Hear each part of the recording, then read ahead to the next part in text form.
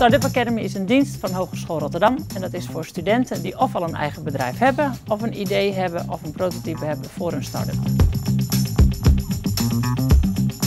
We helpen ze met ondernemingscoaching, we organiseren heel veel evenementen waar studenten kunnen netwerken. We organiseren 1 keer per jaar een Start-up Day en masterclasses.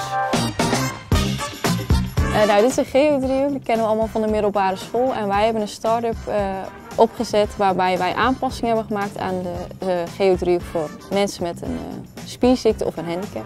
Er zijn studenten die hebben echt hele toffe ideeën, maar ze hebben echt geen idee dat ze daar een octrooi voor moeten aanvragen. En daarom is het voor ons heel belangrijk dat wij structureel samenwerken met een onafhankelijke partij zoals Octrooicentrum Nederland.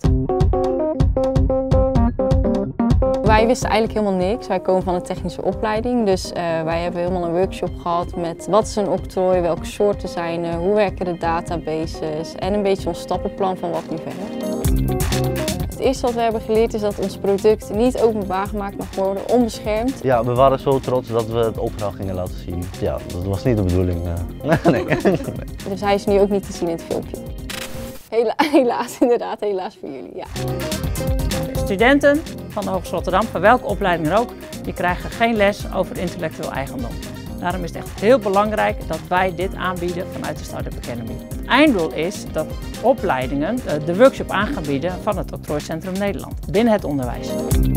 Ik denk dat wij als bedrijf gebruik kunnen maken van de kennis die we hebben gedaan over intellectueel eigendom. En dan vooral over het onderzoeken en het aanpassen van ons bestaande product. Nou, door de kennis die we hebben opgedaan zijn we heel bewust geworden van de gevaren, maar ook van de mogelijkheden voor onze start-up. En we hebben zin en vertrouwen in de toekomst.